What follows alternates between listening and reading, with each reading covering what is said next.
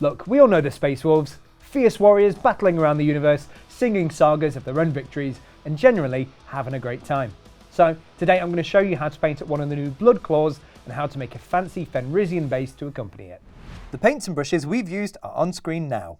As with every model, remember there is no wrong way to paint it, and these are only our suggestions.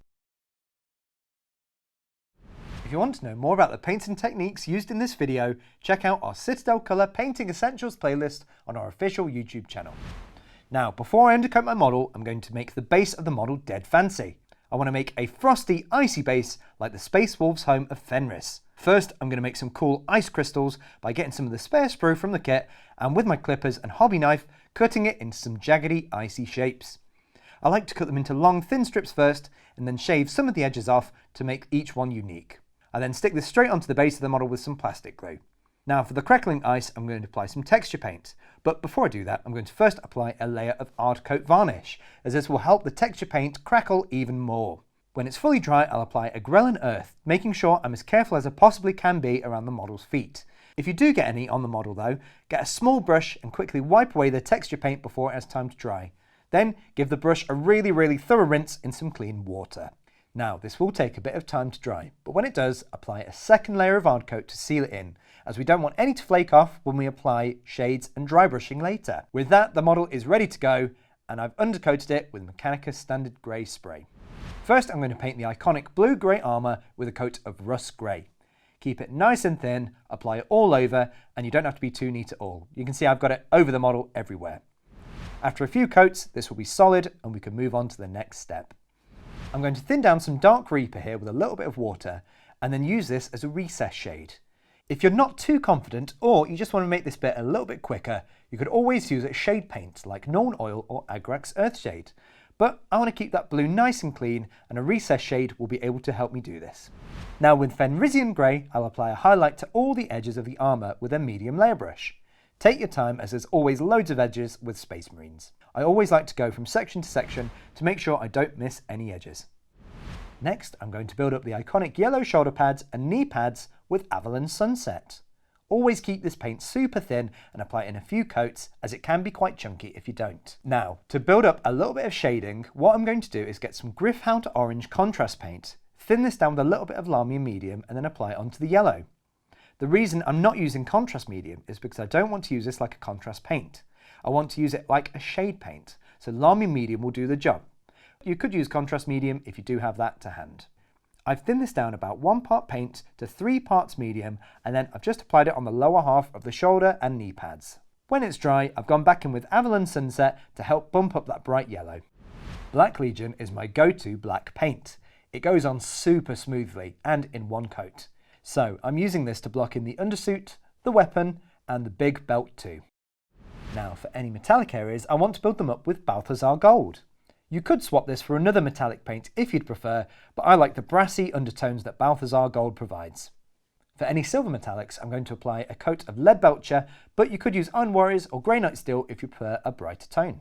Now I'm going to paint Mephiston Red onto any of the jewels or lenses, and I'm also going to take this opportunity to add some detailing onto the knee pad.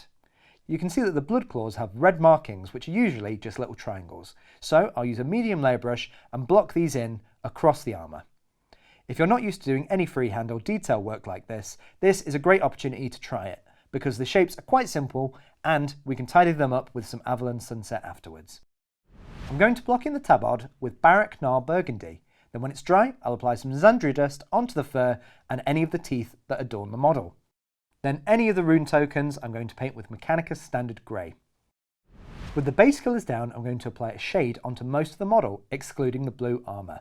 I'm using Agrax Earthshade here, but Nuln Oil will also work if you want a slightly darker tone. Something like Targor Raidshade could also work as well. Now it's looking great, but I'm going to add a few extra highlights to really bump up the colours in certain areas, starting with Evil Sun Scarlet.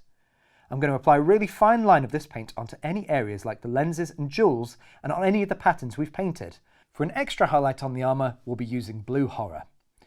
You can add as little or as many highlights as you want on the armour, depending on how much time you have or how comfortable you feel doing it. If you only want to apply a few, make sure they're on the most prominent edges, like on the front piece of the armour, the arms and legs. To bump up the brass, I'm going to paint it with a layer of Retributor armour. This will give it a really slight gold tint, which will look great. With all those highlights on the model done, we're now going to start with the base. Like I said before, I want an icy cold look, so I'm going to cover all of it with Corax White to start. Build this up with a few coats, and when it's dry, I'm going to give a careful dry brush of white scar over the top. When that's dry, I'm going to paint the ice crystals we made with some Pilar Glacier contrast paint. I've kept this really thin as I want this to be super subtle, so about 1 part paint to 4 parts medium, just so it gets to settle in all those recesses and bring a subtle blue hint into the base. To really make the ice crystals pop, I'm going to introduce a dark blue into the very middle of each one. This adds depth. I'll take a small amount onto my brush first.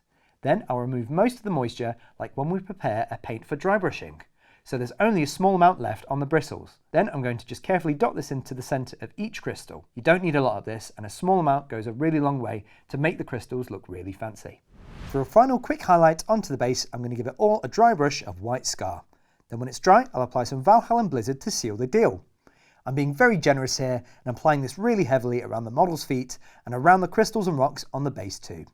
This fancy chap is looking great and is ready to battle the enemies of the Imperium anywhere, anytime, no matter what the weather. For more painting videos, head over to our YouTube channel. If you need more help, you can always head to one of our Warhammer stores where our friendly staff will be more than happy to help you. Thank you for watching and have fun painting your models. See you later.